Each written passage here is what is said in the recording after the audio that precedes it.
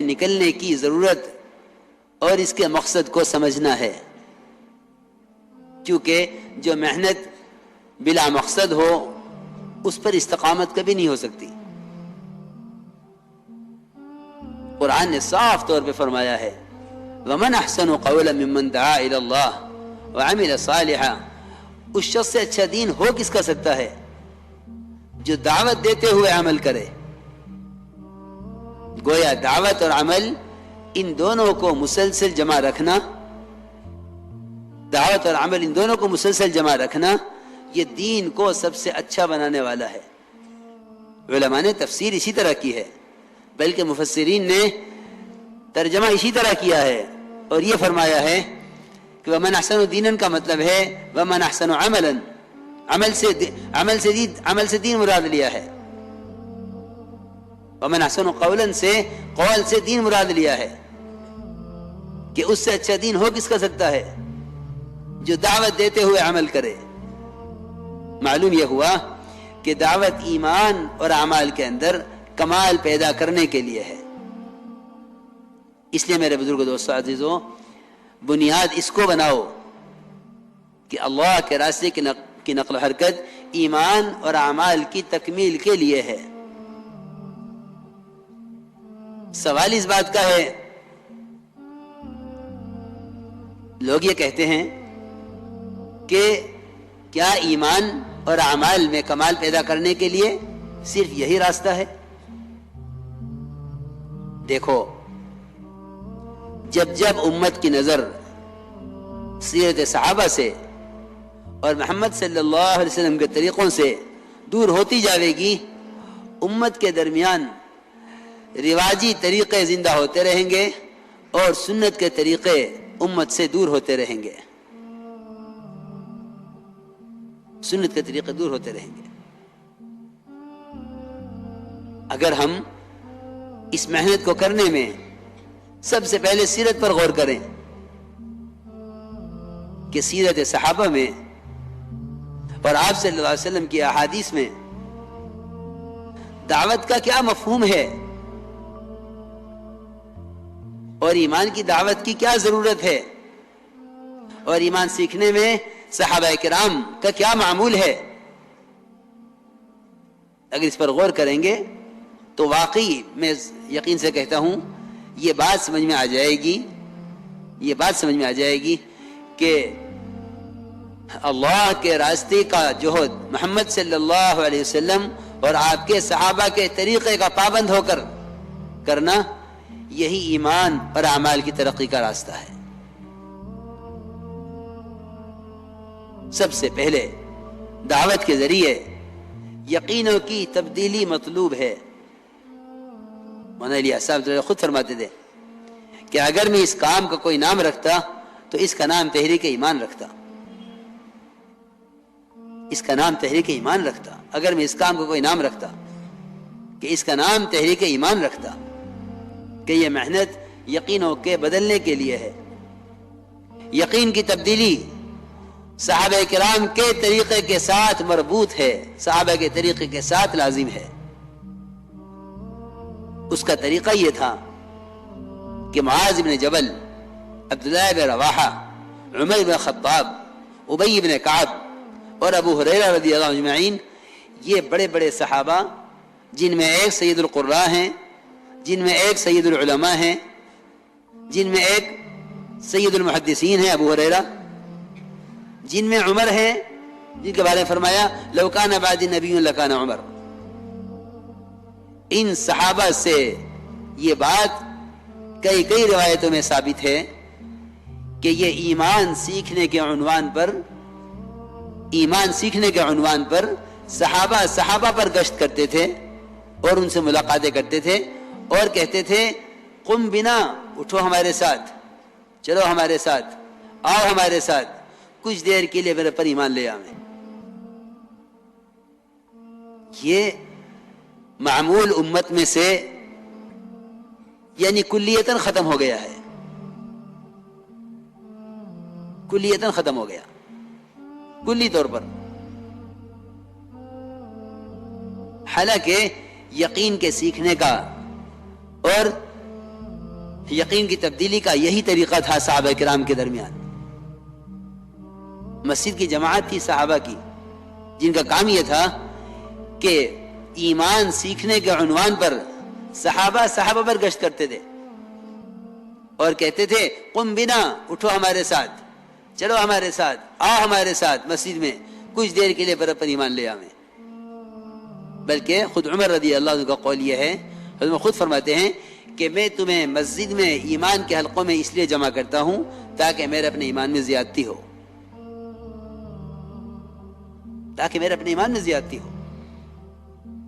عبداللہ بن رواحہ رضی اللہ تعالی عنہ ایک کے دو کے ہاتھ پکڑتے اور یہ کہتے کچھ دیر کے لیے ہمارے ساتھ مسجد میں آ جاؤ، پر ایمان لے آویں. خبر نہیں یہاں اس وقت کتنی مسجد کی جماعتیں موجود ہوں گی. میری ان سب سے درخواست یہ ہے کہ اپنے کام کو محمد صلی اللہ علیہ وسلم اور آپ کے صحابہ کے طریقے اور ان کی سیرت پر لاؤ، کیونکہ اللہ رب العزت نے قیامت تک تربیت کا ضابطہ سنت کو متعین کر دیا ہے. جو محنت، جو عمل، جو عبادت، جو ضرورت خلاف سنت پوری کی جائے گی، اس سے نہ اللہ کا قرب حاصل ہوگا نہ کبھی تربیت ہوگی. اس لیے مسجد کی جماعت کا کام یہ ہے کہ مسجد کو ملاقات کے وقت عمل سے خالی نہ چھوڑو، بلکہ مسجد میں 2-3 ساتھیوں کو متعین کر کے ایمان کا حلقہ قائم کرو اور صحابہ کی طرح ملاقاتیں کر کے لوگوں کو ایمان سیکھنے کے عنوان پر جتنے مسجد کے باہر کے پھیلے ہوئے نقشے ہیں، ان نقشوں میں سے ان کو نکالو. نقشوں میں دعوت نہیں جانی ہے، نقشوں میں سے نکال کر ایمان کے حلقوں میں لا کر ایمان سکھلانا ہے. ان نقشوں سے نکالو. ہمیں صحابہ کرام کا معمول یہ ملا ہے کہ ملاقاتیں کر کے فرماتے صحابہ سے ہمارے ساتھ اٹھ جاؤ، مسجد میں آ جاؤ، ہمارے ساتھ مسجد میں آ جاؤ تاکہ میرے پر ایمان لے آویں. ملاقاتیں برائے ملاقات نہیں ہیں، بلکہ ملاقات مسجد کے ماحول میں لانے کے لیے ہیں، کیونکہ اللہ کے تعلق کے پیدا ہونے اور یقین کے بدلنے کی جگہ اصل مسجد ہے. ہمیں صحابہ کرام کا معمول یہی ملتا ہے. اس زمانے میں کیونکہ مسجدیں صرف نماز کے لیے رہ گئی ہیں، نماز کے علاوہ اور کوئی عمل مسجد کے لیے تصور نہیں کیا جاتا. حالانکہ حضور اکرم صلی اللہ علیہ وسلم کے زمانے میں نماز مسجد کا ایک عمل تھا سارے اعمال کے ہوتے ہوئے. ابوبکر رضی اللہ عنہ بیان فرما رہے تھے، بیان کرتے کرتے فرمانے لگے آؤ اب نماز پڑھ لیں. صحابہ کرام کھانا کھا رہے تھے، کھاتے کھاتے فرماتے ہیں ہم نے اتنا ہی کیا کہ مسجد کنکریوں سے ہاتھ پہنچے اور نماز میں شریک ہو گئے. وہ سارے اعمال مسجد تھے جن کی وجہ سے عبادات میں کمال پیدا ہوتا تھا. اس زمانے میں مسجد کا عمل صرف نماز کو سمجھا جاتا ہے، اس لیے نماز میں کمال نہ عمل کے اعتبار سے ہے، نہ طریقے کے اعتبار سے ہے، نہ یقین کے اعتبار سے ہے. اس لیے میرے دوستو بزرگوں عزیزوں، مجھے عرض کرنا تھا کہ مسجد نبوی 24 گھنٹے ان اعمال سے آباد تھی کہ ہر آنے والے کو اپنی ضرورت کا دین سکھلانے والے مسجد میں مل جایا کرتے تھے. اب تو مسجد کا عمل صرف نماز رہ گیا ہے. اس کے بارے میں بھی یوں کہتے ہیں کہ جی اذا قضیت الصلاۃ فانتشروا فی الارض وابتغوا من فضل اللہ، کہ نماز ہو چکے تو نکل جاؤ تجارت کے لیے اور اللہ کا فضل تلاش کرو، یعنی تجارت کرو. حالانکہ بعض مفسرین کا اور خود ابن عباس رضی اللہ تعالیٰ کا قول یہ ہے، خود ابن عباس رضی اللہ عنہ کا قول یہ ہے کہ اس سے طلب رزق مراد نہیں ہے، اس سے طلب علم مراد ہے کہ نماز سے فارغ ہو جاؤ تو کسی علم کے حلقے میں بیٹھ جاؤ. اگر تمہیں شدید ضرورت باہر جانے کی پڑ ہی گئی ہے تو جا سکتے ہو، کیونکہ صحابہ کرام کو تجارت سے روک دیا گیا تھا. وہ ایسی اطاعت کرنے والے تھے کہ تجارت ہمیشہ کے لیے چھوڑ دیتے. اس لیے اللہ نے فرمایا کہ جب نماز پڑھ چکو تو تجارت کر سکتے ہو. اس لیے اس سے اگر طلب علم مراد لیا جائے ابن عباس رضی اللہ عنہ کے قول کے مطابق تو یہ عمل استحباب کے لیے ہوگا، یہ عمل استحباب کے لیے ہوگا کہ طلب علم میں نماز کے بعد علم حاصل کرنے میں مشغول ہو جاؤ. اور اگر اس سے تجارت مراد لی جاوے تو حکم اباحت کے لیے ہوگا کہ ہاں جائز ہے کہ اب آپ جا کے تجارت کر لیں، کیونکہ حکم جو ممانعت کے بعد آتا ہے وہ جواز کے لیے آتا ہے، اجازت کے لیے آتا ہے. اس لیے میں تو ایک بات درمیان میں یاد آ گئی کہ میں آپ کو اس کی تفسیری بتا دوں کہ فانتشروا فی الارض وابتغوا من فضل اللہ، اس کا اس علماء نے کیا مراد لیا ہے. بعض علماء کی تفسیر میں تو یہ ہے کہ اس سے طلب رزق مراد نہیں ہے، اس سے طلب علم مراد ہے. اور فرماتے ابن عباس رضی اللہ تعالیٰ عنہ کہ اگر باہر نکلنا ہی ہے مسجد سے باہر تو 3 کاموں میں سے کسی ایک کام کے لیے نکلو، یا کسی مسلمان کی زیارت کے لیے، یا کسی مسلمان کی عیادت کے لیے، یا کسی جنازے کے پیچھے چلنے کے لیے. جو مجھے اس پر یاد آ گیا، مجھے تو عرض کرنا تھا میرے دوستو عزیزو کہ اصل میں ہمارا سارا وقت وہاں گزرتا ہے جہاں یقین بگاڑا جاتا ہے، جہاں اللہ کا غیر بولا جاتا ہے. ہمارے ملاقاتوں کا مقصد ہے ہر مسلمان کو اللہ کے غیر سے اور شرک کے ماحول سے نکال کر اللہ کے گھر میں ایمان اور یقین کے ماحول میں لے کر آویں. یہ ہمارے گشتوں کا مقصد ہے، کیونکہ یقین کے بننے کی جگہ مسجد ہے. جیسے میں نے عرض کیا کہ عمر رضی اللہ عنہ فرمایا کرتے تھے کہ میں مسجد میں ایمان کے حلقے قائم کر کے تمہیں یہاں اس لیے جوڑتا ہوں تاکہ میرے ایمان میں زیادتی ہو.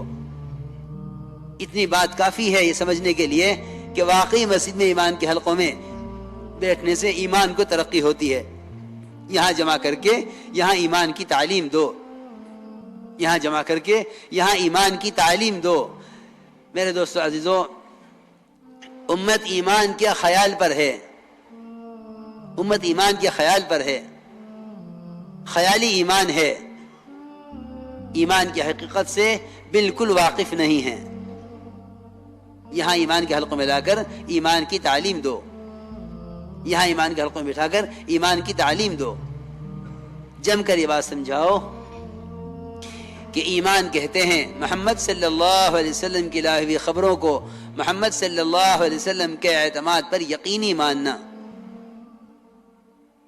محمد صلی اللہ علیہ وسلم کی لائی ہوئی خبروں کو محمد صلی اللہ علیہ وسلم کے اعتماد پر یقینی ماننا، اس کو ایمان کہتے ہیں. جو خبریں آپ لے کر آئے ہیں ان خبروں کو آپ کے یقین پر اور آپ کے اعتماد پر یقینی ماننا، اسی کو ایمان کہتے ہیں. اس میں ہمیں سب سے زیادہ غور کرنا پڑے گا ان واقعات پر جو آپ صلی اللہ علیہ وسلم اور آپ سے پہلے انبیاء علیہ السلام کے ساتھ ظاہر کے خلاف ہوئے، جو آپ کے ساتھ ظاہر کے خلاف ہوا ہے. اس لیے کہ ایمان تو حاصل ہو نہیں سکتا جب تک مشاہدات کا، تجربات کا، ایجادات کا انکار نہ کیا جاوے. جب تک مشاہدات کا، اپنے تجربات کا اور دنیا کی ایجادات کا انکار نہ کیا جاوے نبی کی خبر کے مقابلے میں، اس وقت تک ایمان تو حاصل ہو نہیں سکتا. اس لیے میرے دوستو بزرگو عزیزو، سب سے پہلے انبیاء علیہ السلام کے وہ واقعات، کیونکہ انبیاء علیہ السلام کے واقعات یہ دلوں کے اندر جماع پیدا کرنے کے لیے ہیں. اللہ نے فرمایا ہے کہ نبی جی ہم آپ پر انبیاء علیہ السلام کے واقعات اس لیے وحی کرتے ہیں تاکہ آپ کے دل میں جماع پیدا کریں. وَكُلًّا نَقُصُّ عَلَيْكَ مِنْ أَنْبَاءِ الرُّسُلِ مَا نُثَبِّتُ بِهِ فُؤَادَكَ کہ نبی جی آپ کے دل میں جماع پیدا کرنے کے لیے ہم آپ پر انبیاء علیہ السلام کے واقعات وحی کرتے ہیں تاکہ آپ کے دل میں جماع پیدا ہو. انبیاء علیہ السلام کی دعوت تمام قوموں کے لیے، ان کے تجربات، ان کے مشاہدات، ان کے قائم کیے ہوئے نقشے، ان سارے نقشوں کے خلاف انبیاء علیہ السلام کی دعوت ان سارے نقشوں کے خلاف ہوتی تھی. اسی لیے تو ہر قوم نے اپنے نبی کو پاگل کہا ہے. کثرت ذکر سے پاگل ہونے کا مطلب یہ نہیں ہے کہ دماغ پاگل ہو جائے، نہیں، بلکہ انبیاء علیہ السلام کو کثرت ذکر کی وجہ سے، انبیاء علیہ السلام کو کثرت ذکر کی وجہ سے پاگل کہلائے جانے کا مطلب یہ ہے کہ انہوں نے بکثرت اللہ کی ذات سے ہونے اور اللہ کے غیر سے نہ ہونے کی جو دعوت دی ہے، اس دعوت پر ہر قوم نے اپنے نبی کو پاگل کہا ہے. کہ حدیث میں آتا ہے کہ اتنا ذکر کرو، اتنا ذکر کرو، اتنا ذکر کرو کہ لوگ تمہیں پاگل کہنے لگیں. اس سے میری بات یاد رکھنا کہ اس سے صرف کلمہ لا الہ الا اللہ کا ذکر مراد نہیں ہے، کیونکہ میرے دوستو عزیزو ذکر کو محدود کر دیا ہے صرف کلمے کے ساتھ۔ کلمہ لا الہ الا اللہ کی کثرت سے ایمان کی تجدید کا مطلب یہ ہے، کلمہ لا الہ الا اللہ کی کثرت سے ایمان کی تجدید کا مطلب یہ ہے کہ ایمان کے حلقوں میں جمع کر کے یہاں اللہ کی قدرت، اللہ کی عظمت، اللہ کی بڑائی، تمام دنیا کے پھیلے نقشوں کے مقابلے میں اللہ کی قدرت کو سمجھانا، یہ ہے کلمے کی کثرت سے جو ہے کلمے کی کثرت کرنے والوں کو پاگل کہلایا جانے کا مطلب یہ ہے۔ کیونکہ انبیاء علیہ السلام نے جب اللہ کی طرف سے آ کر قوم کے نقشوں کے خلاف اللہ کی ذات سے ہونے کا تذکرے کیے تو قوموں نے نبیوں کو پاگل کہا ہے۔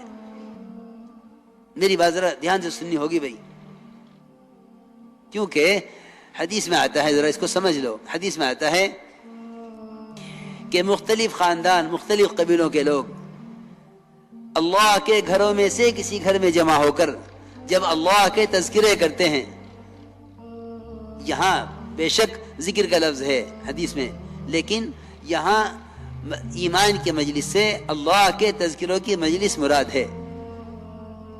اجتماعی ذکر سے اللہ کی قدرت، اس کی عظمت، اس کی بڑائی کے تذکرے مراد ہیں۔ یہ میں یہ بات سمجھانے کے لیے کہہ رہا ہوں کہ اس وقت امت میں اللہ کا ذکر تو کرتے ہیں، اللہ کے تذکرے نہیں کرتے۔ اللہ کا ذکر تو کرتے ہیں، اللہ کے تذکرے نہیں کرتے۔ ہر سماتے تھے جن کے تذکرے ہوں گے ان کا یقین ہوگا، چاہے ذکر بھی کرتے ہوں۔ جن کے تذکرے کریں گے ان کا یقین ہوگا دلوں میں، چاہے ذکر بھی کرتے ہوں۔ سنو میں کیا عرض کر رہا، ہم ذکر کرتے ہیں، اللہ کے تذکرے نہیں کرتے۔ یہاں حدیث میں فرمایا کہ مختلف قبیلوں کے، مختلف خاندان کے لوگ اللہ کے گھروں میں سے کسی گھر میں جمع ہو کر، یعنی مسجد مراد ہے، یہاں جمع ہو کر اللہ کے جو تذکرے کرتے ہیں۔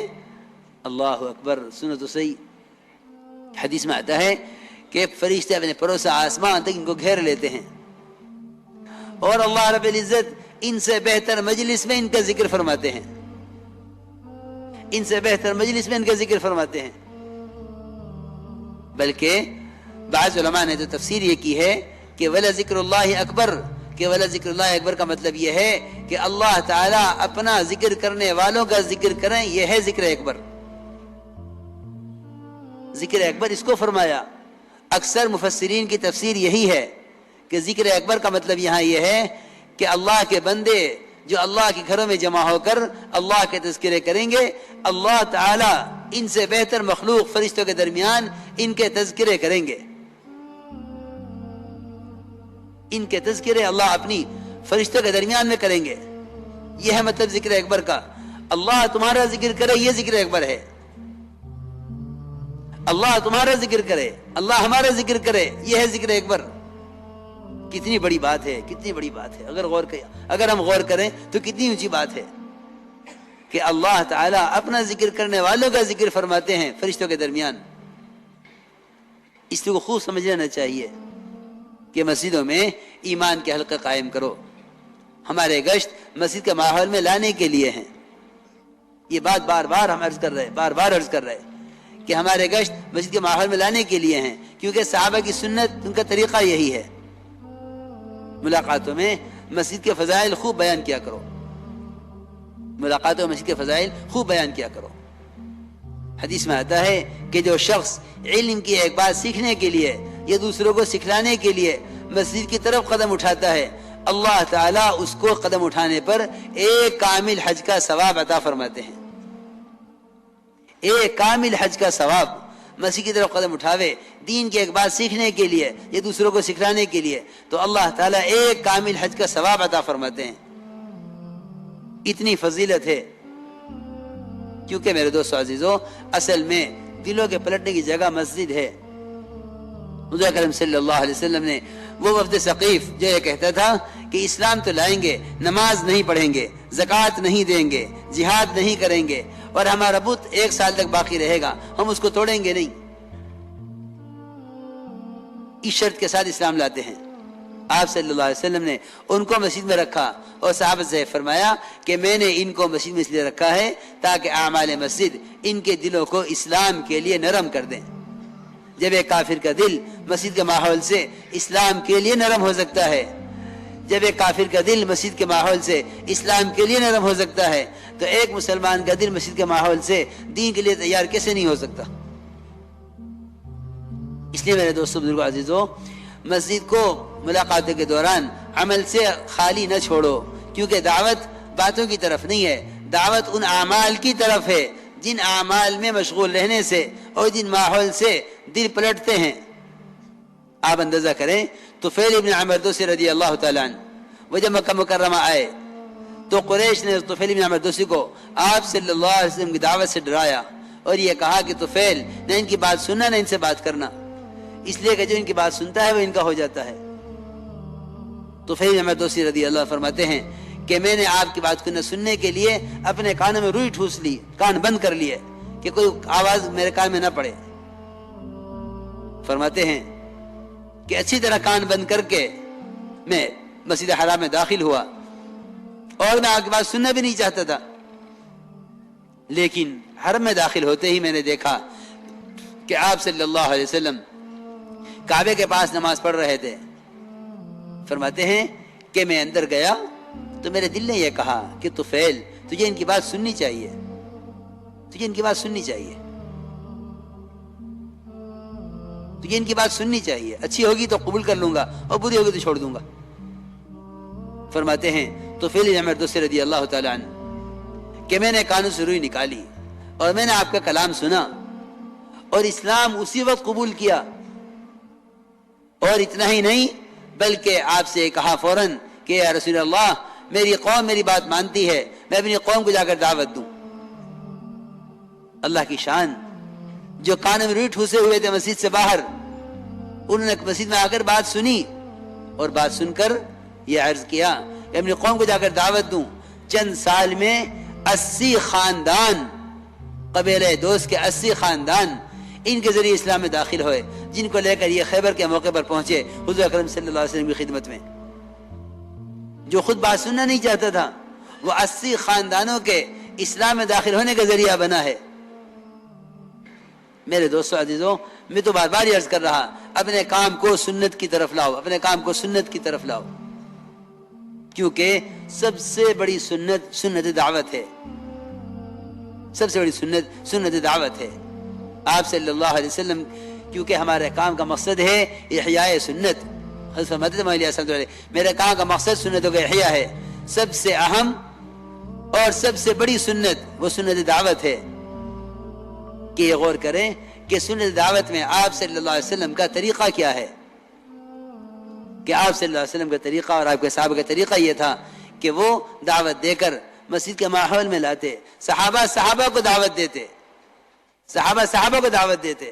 اس زمانے میں تو تصور ہی کیا جاتا ہے کہ دعوت محض غیر مسلموں کے لیے ہے، حالانکہ اللہ تعالیٰ نے ایمان والوں کو ایمان لانے کا حکم فرمایا ہے. یا ایھا الذین آمنوا آمنوا، ایمان والو تم ایمان لاؤ. اللہ نے ایمان والوں کو ایمان لانے کا حکم فرمایا ہے. اس لیے میرے دوستو بزرگوں عزیزوں، ایمان والوں کو ایمان لانے کا حکم کا مطلب یہ ہے کہ ایمان والو مسلمان بن کر رہو. ایمان والو مسلمان بن کر رہو. یا ایھا الذین آمنوا آمنوا، ایمان والو تم ایمان لاؤ.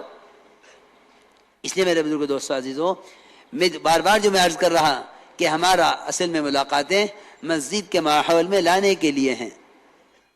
جو آنے سے عذر کرے اس سے وہاں بات کر کے مسجد کے لیے فارغ وقت لے لینا چاہیے، لیکن اصل بات کرنے کی جگہ مسجد ہے. اصل کیونکہ حدیث قدسی ہے، من اتانی ماشین، جو میری طرف چل کر آتا ہے، اللہ فرما رہے ہیں خود کہ میں اس سے دوڑ کر آتا ہوں.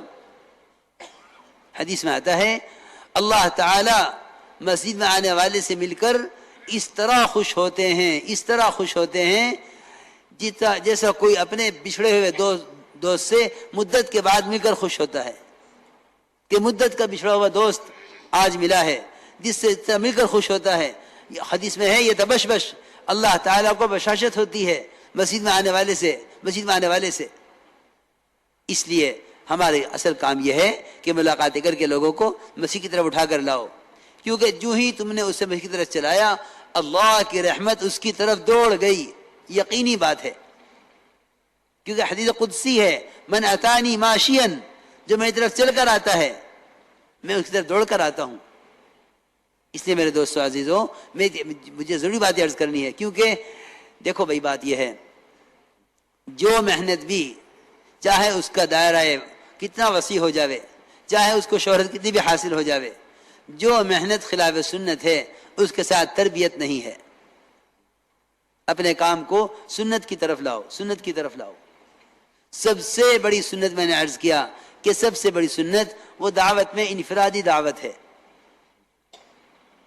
انفرادی دعوت۔ اصل میں کام بڑھ گیا ہے، اب لوگ سمجھتے ہیں کہ بیان تقریر یہی دعوت ہے، نہیں، اصل دعوت انفرادی دعوت ہے، ایک ایک فرد کے پاس چل کر جانا، کیونکہ داعی طالب ہے، امت مطلوب ہے، داعی مطلوب نہیں ہوتا، داعی طالب ہوتا ہے، امت مطلوب ہے۔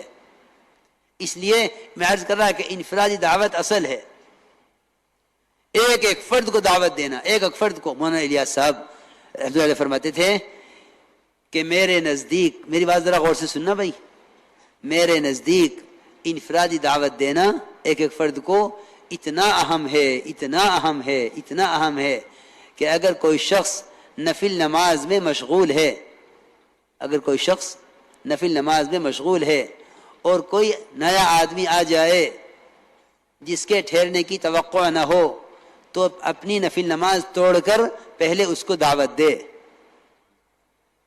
نفل نماز توڑ دے، پہلے اس کو دعوت دے۔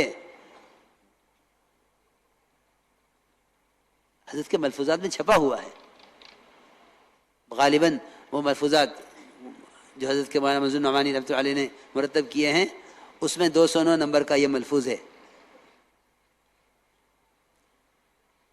کہ نماز توڑ کر اس کو دعوت دے۔ اگر وہ ٹھہرنے والا ہے تو نماز پوری کر کے دعوت